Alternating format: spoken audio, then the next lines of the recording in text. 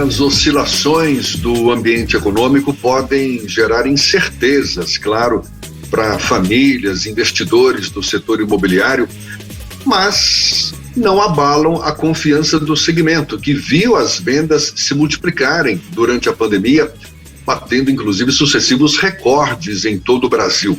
A demanda para 2022 está mantida e o crédito imobiliário, a gente está falando aqui de mercado imobiliário, e o crédito imobiliário, ele permanece como ferramenta para incrementar a venda de imóveis. A gente fala mais sobre o assunto conversando agora com o matemático com pós-graduação em gestão de empresas e diretor executivo da ACT, Antônio Carlos Oliveira, nosso convidado do Issa Bahia. Seja bem-vindo. Bom dia, Antônio Carlos.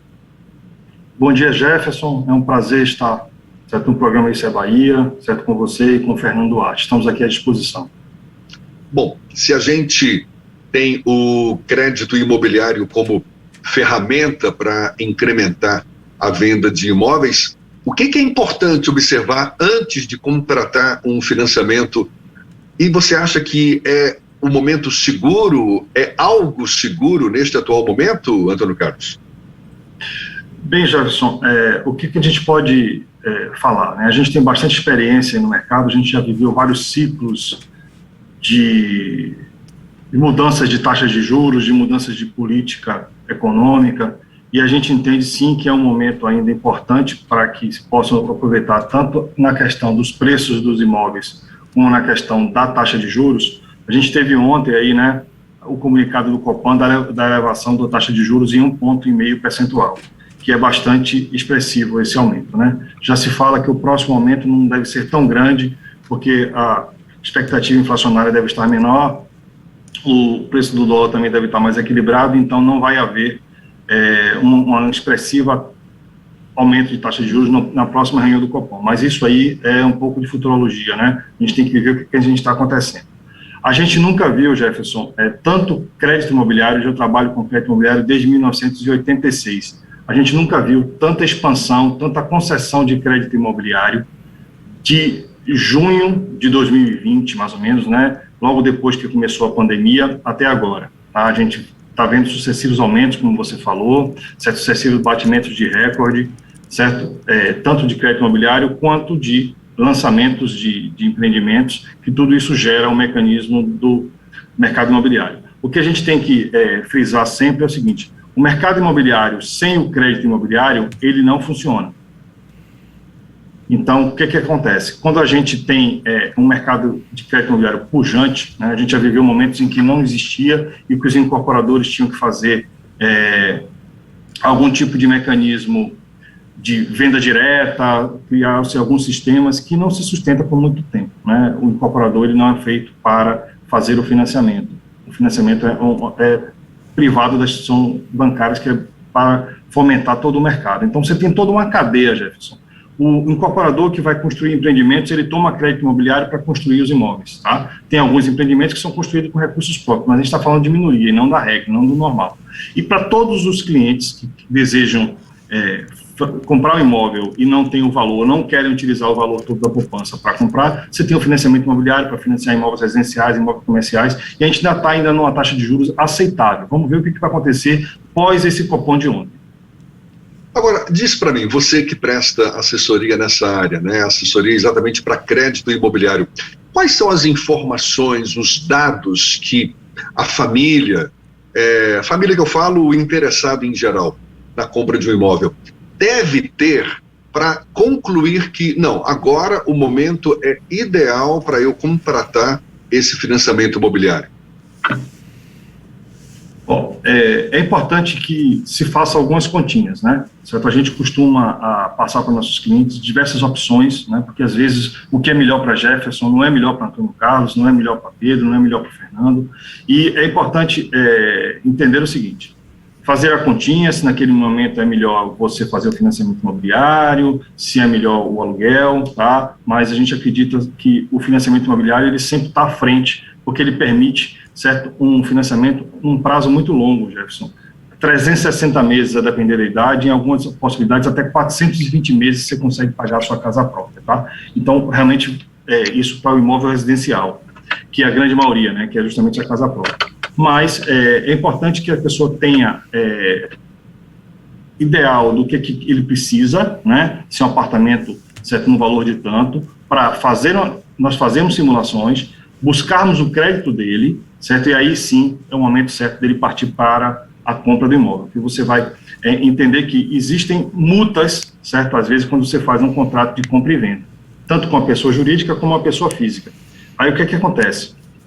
Quando você não faz essa continha, não sabe o que crédito que você tem, o valor, o montante do crédito, você não sabe o que você vai precisar mais, porque existem despesas agregadas na compra do imóvel, né, que são despesas com o ITIV, né, o ITIV, que algumas pessoas chamam, certo, que é um imposto municipal, que você paga aí 3% sobre o menor valor, o valor de compra e venda e o valor venal que tem na prefeitura, e você tem aí mais ou menos os dados de cartório, as custas de cartório para registrar o contrato de financiamento.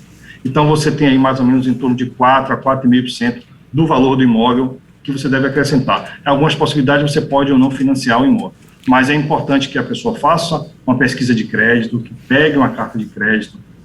A gente sempre aconselha isso aos nossos clientes. Primeiro, faz o crédito, certo? E depois, certo, parte para fazer a compra com o corretor da sua confiança, que é muito importante, porque aí sim a pessoa vai saber literalmente qual é o valor da prestação, quanto é que ele pode, e se cabe no orçamento familiar, né, Jefferson? Porque não adianta você, às vezes, dar um passo e às vezes você está com a prestação que você não possa pagar. É importante mesmo que a pessoa busque assessoria para que possa fazer a melhor compra, porque é a compra da vida, né, o imóvel.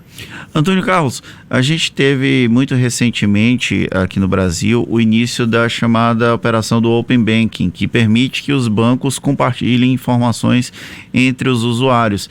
E temos um cenário de dinamização do mercado financeiro com a emergência, inclusive, de fintechs que podem entrar, talvez, no segmento imobiliário num futuro não muito distante. Esse cenário de concorrência, de alguma forma, permite que o usuário tenha menores taxas para financiamento imobiliário, ou você não consegue enxergar isso no mercado brasileiro atual? Fernando, a sua pergunta é muito boa, porque é o seguinte, quando a gente começou, né, a gente acaba entregando a idade, quando a gente começou a trabalhar com crédito imobiliário, lá, certo, 86, 88, a gente tinha mais ou menos, a gente representava algumas entidades na ABCIP, né, que é a Associação Brasileira de Entidades de Crédito Imobiliário e Poupança, a gente tinha aqui, eu cataloguei 86 opções de crédito imobiliário. Né, a gente vai lembrar aí que existiam sociedades de crédito imobiliário, associação de poupanças e empréstimos e diversos bancos que hoje já não existem mais. Né. Isso aí reduziu bastante, Fernando. A gente chegou aí a ter 5, 6, 7 opções de crédito imobiliário. Mas como você falou, com as fintechs e com outros organismos, outros players que estão fazendo crédito imobiliário, a gente aumentou bastante hoje a gente tem uma concorrência muito maior, a gente tem muitas opções, e isso sim faz com que se reduza um pouco, se tem um freio da subida da taxa de juros, o que é importante para o consumidor, para o cliente final, né? Existe sim já hoje uma redução de taxa de juros por concorrência, e mais do que isso, que é muito importante, o que é que a gente tem hoje? Opções diversas, né? Você tem, vamos supor, só para dar uma hipótese, de coisas de imóveis que não eram financiados, que hoje são financiados. Hoje você tem tanto financiamento como o Home Equity, né, que é o crédito com garantia de imóvel, que você pode utilizar galpões, você pode utilizar terrenos, hoje você pode fazer financiamento de terreno, você pode fazer Home Equity de terreno, você pode, por exemplo, você tem um terreno em que você construiu, você regularizou na prefeitura, mas você não regularizou ainda num cartório. Isso não era financiado no passado. Hoje você já tem aí 2, 3 opções de fazer esse financiamento, de fazer o Home Equity. A entrada, a abertura, né, que o governo fez, o governo federal fez para novas fintechs, novos bancos, está movimentando bastante aí a concorrência do mercado de crédito imobiliário. Hoje a gente tem um mercado imobiliário com opções de crédito muito maior do que a gente tinha 5 anos atrás, por exemplo. Muitíssimo obrigado. Nós conversamos com o Antônio Carlos Oliveira, que é matemático com pós-graduação em gestão de empresas e diretor executivo da ACT. Muito obrigado e um bom dia, Antônio Carlos. Obrigado, Fernando. Obrigado, Jefferson. Foi um prazer estar aqui no programa de vocês. Fiquem com Deus. Um excelente dia. Essa conversa fica disponível nas principais plataformas de streaming. É só você procurar a Rádio à Tarde FM. Você pode ouvir de novo também no YouTube. Agora são 8h41 na Tarde FM.